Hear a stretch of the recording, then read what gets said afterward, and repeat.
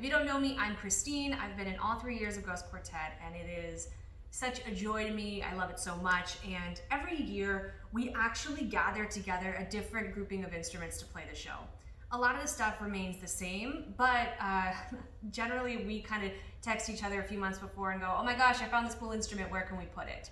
So I have, I think, all but 5 instruments here in this pile. So as we kind of reach the ones that I don't have here, I'll let you know what they are and tell you about them. So, oh gosh, where are we even gonna start today? There's a lot of cool things in here, and I just picked out one of each thing in a couple cases too, but we have a lot of duplicates throughout the show so that more than one person can play them, or we don't have to move them around stage as much. So this is kind of like the condensed version, but it covers almost everything. So why don't we start over here, right to my right here. We have a little melodica here. These are pretty fun. Both Tristan and I play these. I got this one at a thrift store, and I sanitized it greatly. And these are fun. You blow through this little thing. You'll notice I don't know a lot of names, but I try to learn. So if I say anything wrong, let me know, like, oh, the technical term for that is, and I'll learn for next time. So you blow through these, and then you play the keys at the same time. The keys don't do anything on their own without the air going through, so it's kind of a little like a bagpipe, I guess. But we use these in any kind of dead person.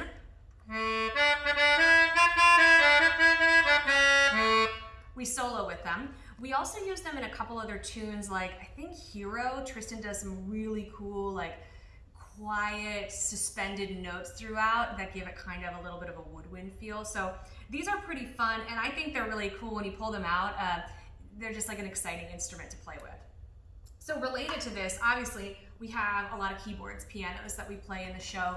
We've always had 2, one that Kellen plays and one that Harrison plays, and I kind of come in sometimes and play it as well. But we've also played with maybe using an organ in the show, but it's never worked out up till now. That was one of the rejected instruments. So let's see, over here, we've got my auto harp. I got this one from, I think, a Play It Again Music, and there's some stuff jiggling in here a little bit. These are gonna be pretty out of tune. I haven't tuned them since last year. I use a harp tuner to tune each of these pegs, so it's kind of a long process, but it makes a cool kind of spooky sound. And we kind of press on a button here. All right, now I'm pressing on F major, and I get the chord, which is fun. You can also pluck specific notes. Right, kind of fun. So we've used these for what we call spookies. I'll tell you some of the other spookies we use. This is when something really creepy is happening in the show, and we try to show that with weird music. So sometimes we use some of that to create the creepiness, but we also use it in things like Bad Men. We have these like bum, bum, bum, bum, bum, bum, bum, bum. It's a pretty quiet instrument in the folds, but it's still pretty fun, and it kind of creates a cool vibe. It's also metaphorically been a baby in the show before. I think early on when Rose sings about where her child is, she's holding the auto harp, which is beautiful. So that's our beautiful little auto harp.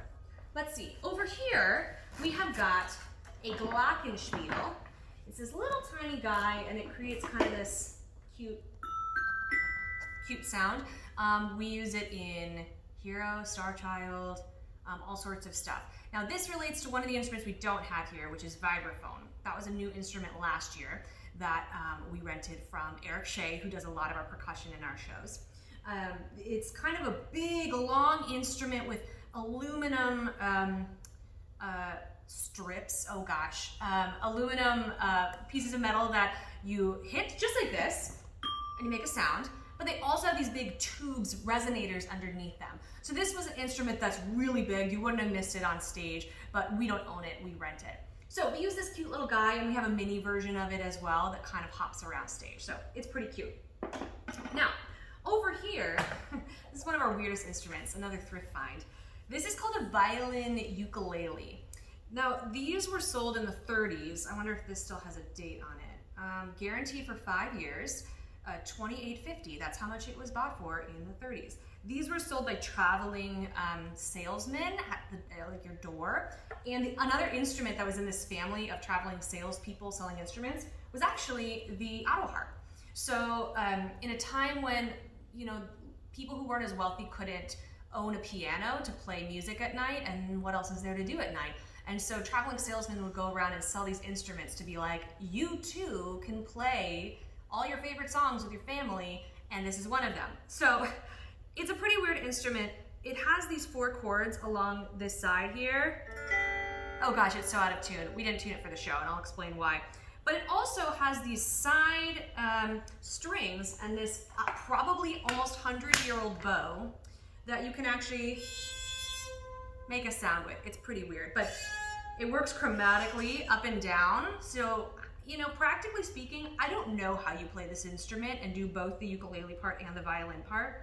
It's kind of a lost instrument.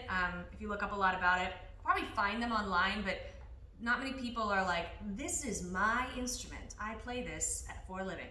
We used it for creepies. So, ooh, it's really juicy, you know? A lot of, it's really creepy. So like when the train is coming in the end of the show, or just anytime something creepy is happening, just add that on top of it and it gets really eerie. So this was used a lot this year, even though I tried desperately to tune it, and I think it needs all new strings and everything, and I was like, that's not worth it. So creepies, that's what it became. Moving on over here, this beautiful accordion. Oh my gosh, this was donated to us actually. It's a gorgeous accordion, and a young woman said, oh, my dad got this accordion. It's from the 1950s. It's in really mint condition, but it's too small for him. Now, this accordion, it's huge, and it's really heavy too.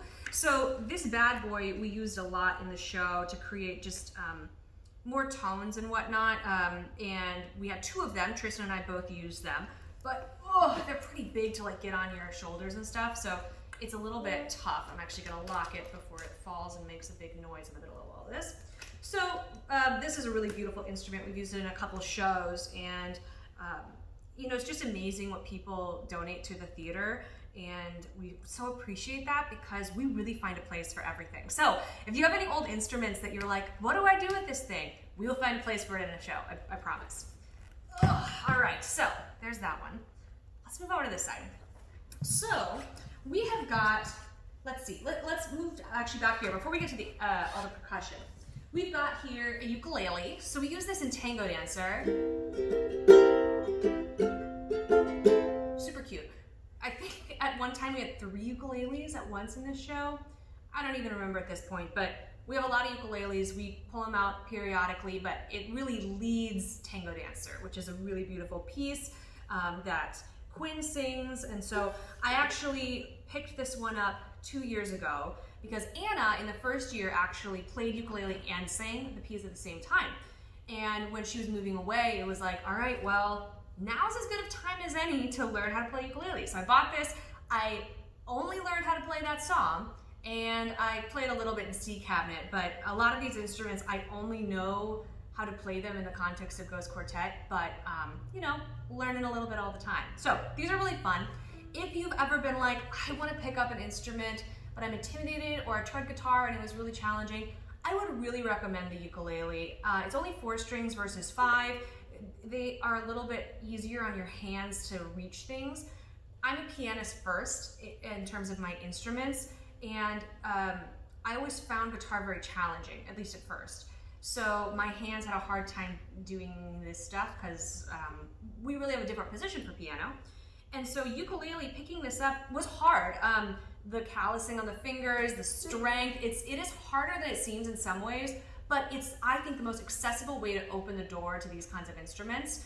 And so if you've ever thought about it and you're like, can I do it? Start here. They're cheap, they're really accessible, and they're encouraging really early on. You'll feel good right at the beginning about like, oh, I can play this, I did so well. So we got this one.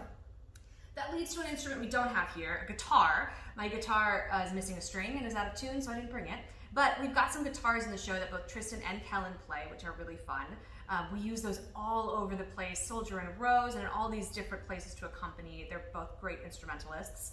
And then in addition, we've got banjo, which Kellen plays in Four Friends. It's so amazing. He's got these little talons that go on his fingers so he can pluck, and it's just really cool to see how he can play. So I don't have a banjo because that is his, but I do have a mandolin over here. So I picked this up in January, and I thought, I'm gonna learn how to play this thing. And I'm working on it, and I'm learning a lot all the time. Other people who play mandolin are Kellen. Quinn has played a little bit, because Quinn is a violinist, another instrument I don't have here. And the fingering for violin and mandolin is the same. There's a lot of differences, obviously, because it's a strumming instrument and picking and all this stuff, but there's sort of that commonality in it. So it's a double-stringed instrument, so there's 2 strings for each note. 1, 2, so they play together and create a kind of different tone. So they're really fun, and I'm slowly picking it up, and they're really enjoyable. I found them more challenging because of the double strings, but also because the strings are metal, and the strings on at least my ukulele are plastic. And so the difference in strength and calluses needed for this versus this are vast. But in getting better at this, I have gotten better at this too, so it all works out. But this is a really fun instrument to pick up, but definitely more challenging in my opinion. So we use this in a couple different songs, I think most notably at the opening and closing. Kellen plays it in the opening as like one of the leading instruments in it, along with guitar, and then we play it at the beginning of Wind and Rain to close out the show, which is really fun. So let's move on to some of our percussion instruments. Now before I forget, I think the last instrument I don't have, is a kalimba, which is a thumb harp, thumb piano. And it is got these little tiny metal springs that you hit with your thumbs, and you can make a scale with them, and we used it in the photograph. So I don't have that, that's also Eric Shea's, and he lent it to us. So that one's not here. But we've got all these different instruments. Some of them we play, some of them we only hand out to the audience. A lot of them are both. A lot of them we do both with. So let's just jump right in. Let's see, here we've got a bunch of maracas. I got out 3 because they have really different colors to them. So color in music we call timbre, T-I-M-B-R-E, and that just kind of means the different vibe, the different tones that are created. So I'm gonna play each of these for you so you can kind of get a different color. Kind of got a deep hollow color in this one. Ooh, a lot lighter and higher. Yeah, very percussive. And then this one, a little bit lower, kind of a duller color. So these have such different sounds in them, and they create different tones for our show. We've used these before for a tango dancer. You create a really cool sort of rhythm with them. We give them out to the audience. They're a great accessible instrument. If you've ever been handed an instrument in Ghost Quartet and thought, oh my gosh, I can't play this, I promise it's all in good fun and you don't have to play it at all, but just have fun. You won't ruin anything. I think people worry about like, am I gonna ruin the number if I do it wrong? You can't and you won't, don't worry. We will lead us all forward, and it's really a group effort. So if you get one of these, you know, that's good enough. You don't have to do anything more, you know? So those are our maracas. I'm gonna move stuff over here so I remember that I finished them. Here, this is a foot tambourine. So you actually put it right on your shoe here, like that. Isn't that cool? So if you're multitasking, which we are very often doing, you could have like this and like, I don't know, maracas in both hands, whatever you want. So we have a couple of these that we use. Oh, they are a little disruptive to get on and off though. It's not super graceful, but we got these. Related, we've got obviously a normal tambourine. So we use these a lot in the show. We hand them out to audience members. This is one of those ones that you see and you're like, I know that one. That one I can do. So these are fun. We got this here, which I don't know what it actually is. I'm trying to look to see if it says. But it is a percussive kind of instrument. It's got these woven basket thing here, and then this sort of hollow, I think it might be bone or plastic on the top. So we've got kind of that basket sound here, and then that harder sound here. So Harrison uses this in Tango Dancer, and he does some really cool stuff with it, making some percussive sounds that I can't make. So this is fun. I have no idea what it's called. Let's see, we've got a rain stick here. This is from my childhood. Like, I got it when I was quite young. I lived in Tucson, so these are made out of old cactus arms. and they have beads inside. After the cactus dies, they're called ghosts, but they're like the skeleton of it, and they're sort of like a tree branch or something like that. And so you take this, you put a bunch of beads in, and you get a rain stick sound. So we have 2 of these. We use them in a couple songs, but these are fun to pass out as well because I think they just have a cool, mysterious vibe to them. Let's see. We've got some jingle bells. We do not use this in the show. We only pass it out because I think they're fun. Now here's the thing. If you get this, your instinct is going to be, do I hit someone with this? Like, what do I do with this? It's quite top heavy, so here's what you do. You turn it over, you grab this part here, and you hit the top. Ooh, it's so much easier than like, oh, it's very loud. So that's how you do it. If I see you do it, I'm going to know you saw this video, and I'm going to know you know. So take it this way. Yep, that's it, jingle bells. We've got a little triangle here. We use this in a couple of them. I think in Star Child, after the bum bum bum bum bum bum bum, they're pretty cute. So they have this little finger thing on them because if you hold it, you won't be able to get the resonance on it. So you hold the top there so it can hang and resonate freely, and that's how you get that nice sound. So these are very fun. Let's see what we got here. We've got, ooh, this is a fun one. I don't know what this is called. We have always called it a thunder tube. So this is definitely a good creepy here. But that's the best creepy. Thunder. Oh, it's so fun. So we use this all the time in the show to just create like cool sounds. It's a great building instrument.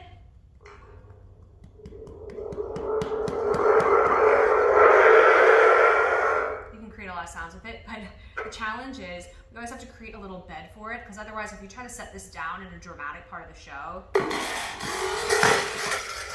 it's really a mess. So we always have to create a little tiny bed so that it can be set down and make as little sound as possible. But if you get this one in a show, have fun. This is a really fun one to play with. All right. Whew. Okay, let's see. This here, we actually don't use this in the show. We hand this out. It's called a Checkered. It is an instrument from West Africa, usually made of the gourd. So if you see that this sort of looks a little like a gourd, that's why. So as far as I know, you kind of hold this neck and kind of hit this bottom. You get a sort of whoa sound when you do it, but you also get the beads. So this is a fun one, but if you just want to hold it and shake it as well, that works too. So this is kind of a fun one, really colorful to play with. Let's see, we've got here a Kavasa. We call this a bead hammer, just as a joke, but this is a great one. You actually hold it here like this and put your hand here for it to cradle in, and then twist back and forth, and you get this super cool chink sound. So, really fun. This won't work so much. So, you hold it, put it in the palm, and you have some fun. This is great for offbeat, so it's like boom, chink, boom, chink, boom, chink, right? So, this is a really fun one to play with. This is a Kavasa though, not a bead hammer. We just call it that. We've got a cymbal here. I didn't set it up on its little stand, but you would kind of have it on a stand here. I'm gonna get this out and beautiful. We use it all the time. But there's also some nice, like, you know, creepies that we do with it too. Maybe we get really creative with like, how can I make weird sounds with this thing? So this is a cymbal, another thrift find. A lot of these are thrift finds for me. We've got an egg shaker here. So these we hand out all over the place in the audience because they're really fun, they're colorful, and here's my expert tip. So when you get this, you're gonna wanna just go like, you're just gonna wanna like have a throw motion to shake it. But here's how you do it. Hold it between your fingers like this, and what you're gonna do is go up, down, up, down, up, down. Get a lot cleaner sound. So I'm gonna show you the difference. So, see how it kind of has a, instead, yeah, ooh, it's so fun. So that's how you do it, up, down, nice and relaxed. I'm gonna see that and be like, you're an expert. Wow, I need to give you a harder instrument. So these are really fun. And there's even a secret one that we pass out that has the Natasha Pierre logo on it because we got it when we saw it on Broadway. So watch out, you might get that one. So let's see. Next up we've got here claves. They're spelled C-L-A-V-E, but they're not pronounced clave. So when you get these, gosh, this one is really old. It's like all the gloss is coming off it. You're gonna think like, that's how I'll play them, right? This one's a lot louder, but it's really nice. But this is not how you play them. Here's how you do it. Create a little claw in your hand here, place it here on top, and then so much more resonant than, it's not just like wood clacking together. So hold it gently. Ooh, it's so good.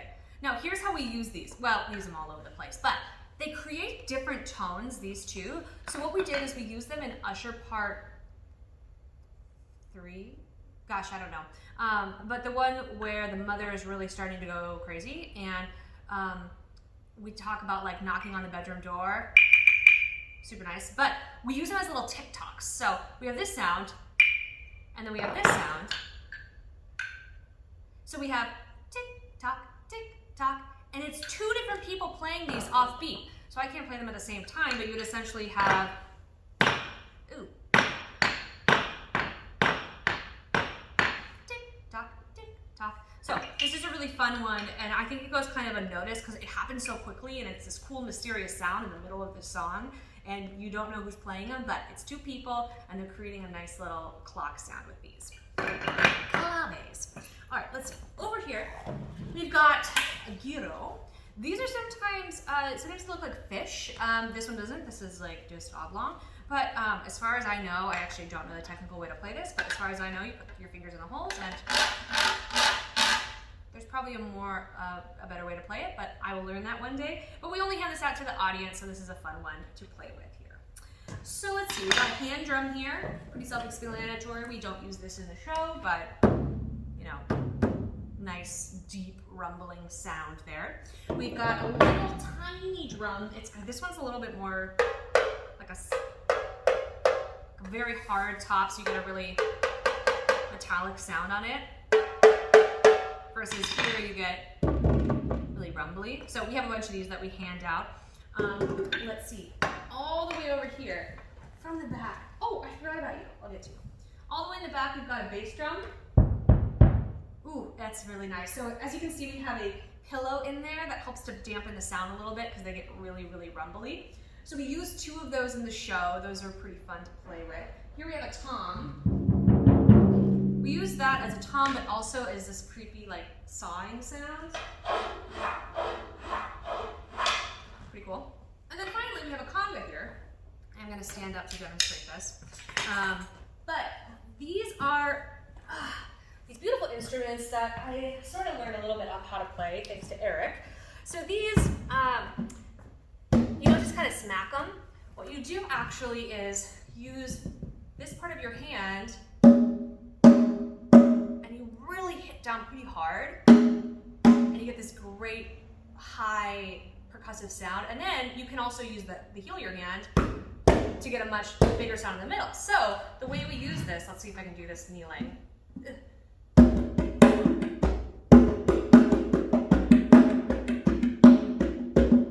So you get these different sounds. You actually lean it away from you when you play, not towards you, because there's a hole in the bottom that helps you get more resonance. So this is a pretty fun one. It does hurt your hands quite a bit though. Oh. And last but not least, we've got a little washboard here. This is thanks to Megan Gooden, who finds us a lot of great instruments. And who knows if this is meant to be an actual instrument, but we treat it like that. We have like used dog bowls as instruments, all sorts of stuff. So that's pretty loud. But I think we use like a smaller wooden one, but we use this in For Friends. Boom, boom, boom, boom, boom, boom, boom, boom. So this is a fun one just because it feels sort of like a found instrument, but it creates a lot of fun sounds. We do hand this out to the audience as well because I think it's just enjoyable. So that's it. That's all the instruments we play. I think I remembered all 5 that aren't here. Yeah, I think so. But if you remember one that I didn't remember or that I left at home or I left in our percussion box, let me know. But hopefully this taught you a little bit about the instruments, how we use them, and how if I give them to you next year, how you can feel confident in playing them too.